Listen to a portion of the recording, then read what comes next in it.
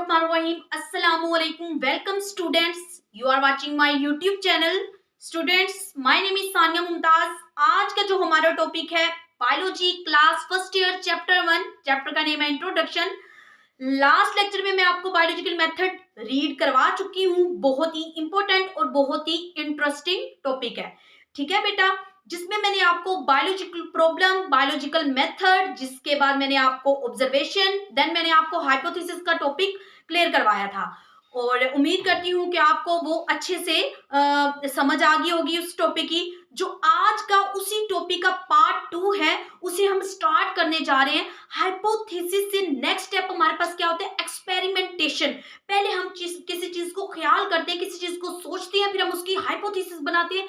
Then जब उसके हम अगेन टेस्ट करते हैं तो वो चीज हमारे पास क्या बन जाती है? एक्सपेरिमेंट बन जाती है. देखें जरा, experimentation, hypothesis is carefully tested again and again. जिसे हम टेस्ट कर रहे होते हैं बार बार, वो चीज हमारे पास क्या बन जाती है? एक्सपेरिमेंटेशन. और अगर सम टाइम बेटा ये होता है कि जो साइंटिस्ट हमारे पास बैठ के ये सारी ऑब्जर्वेशन बायोलॉजिकल मेथड पे काम कर रहा होता है, सम टाइम वो जो काम करता है उसमें वो क्या करता है? हाइपोथेसिस को झुठला देता है, झूठा साबित कर देता है. और सम टाइम ये होता है कि वो उसे झूठा साबित नहीं कर सकता बार बार टेस्ट करके. तो उस चीज को हम क्या कहते हैं? एक्सपेरिमेंटेशन कह रहे होते हैं मेरे बेटा. और एक्सपेरिमेंटेशन के बाद उसे फिर क्या करते हैं? जनरली तौर पर एक्सेप्ट कर लिया जाता है. आवाम उस चीज को क्या करती है? एक्सेप्ट कर लेती है. जो नेक्स्ट स्टेप है वो हमारे पास क्या है? थ्योरी.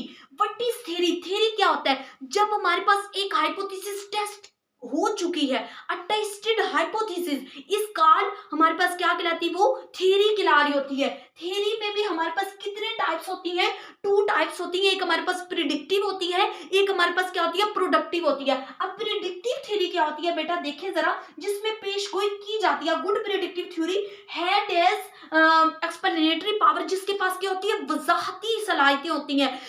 प्रिडिक्टिव थ्योरी में हम वजाहतें दे रहे होते हैं कि ये थ्योरी ऐसी है या ऐसी है. ठीक है, इस थ्योरी में इतनी खुसूसियात है, ये थ्योरी जो है ये मुकम्मल तौर पर एक्सेप्ट की गई है. इस चीज को प्रिडिक्टिव थ्योरी कहते हैं. और productive theory, it is one of the most good feature of theory. ये एक अच्छी एग्जाम की थ्योरी होती है. ठीक है, जिसमें क्या होता है? डिफरेंट हाइपोथेसिस हो रही होती है, मुख्तलिफ तरह की हाइपोथेसिस, और न्यू इसमें वेज क्या किए जाते हैं? सजेस्ट किए जाते हैं. देखिए, it is one of the most feature of good theory. It may suggest, ये नए नए मशवरे देती है डिफरेंट हाइपोथेसिस के लिए. टेस्टिंग गोज ऑन, इसमें क्या होती है? टेस्ट जो होते हैं वो स्टार्ट हो जाते हैं. जो नेक्स्ट है, इसकी जो एग्जांपल है वो सेल थ्योरी है और प्रेशर फ्लो थ्योरी है. नेक्स्ट जो टॉपिक हमारे पास का साइंटिफिक लॉ. जब हमारे पास ऑब्जर्वेशन से बनी एक थ्योरी जिसे एक साइंटिस्ट डिस्प्रूव नहीं कर सकता, वो मुकम्मल तौर पर अच्छी थ्योरी साबित हो जाती है. तो वो चीज हमारे पास क्या बनती है? Scientific law.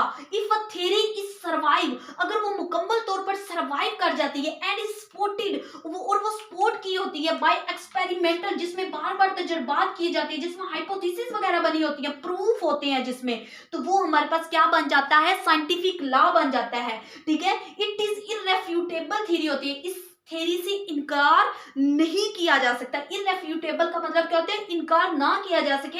A scientific law is uniform. ये क्या होता है? यूनिफॉर्म होता है, मतलब ये चेंज नहीं आता, इसमें कोई चेंजिंग नहीं होती, ये कांस्टेंट ही रहता है. हाइपोथेसिस के बाद लॉ क्या होता है? वो कांस्टेंट रहता है, उसमें कोई चेंजेस भी की नहीं जा सकती, क्योंकि ये इसका मेरा बेटा लास्ट स्टेप होता है.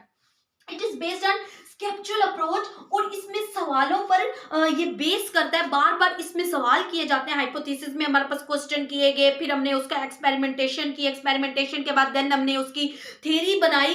तो वो जो क्वेश्चन बार बार आए थे, हमने उसे सोल्व करके फिर हम साइंटिफिक लॉ पे पहुंचे. तो ये सवालों पे क्या करता है? बेस करता है. इसकी एग्जाम्पल हमारे पास क्या होगी? हार्डी-वेनबर्ग लॉ होगा और लॉज ऑफ इनहेरिटेंस. बेटा, लॉन्ग क्वेश्चन के हिसाब से बहुत ही इंपॉर्टेंट ये क्वेश्चन है. ठीक है, शॉर्ट में इसमें डिफरेंट पार्ट्स, छोटे छोटे क्वेश्चन बन के आ रहे होते हैं. उम्मीद करती हूं कि आज का लेक्चर आपको अच्छे से क्लियर हो गया होगा. Thanks for watching my video. Okay, जज़ाकिल्लाह. अल्लाह हाफिज.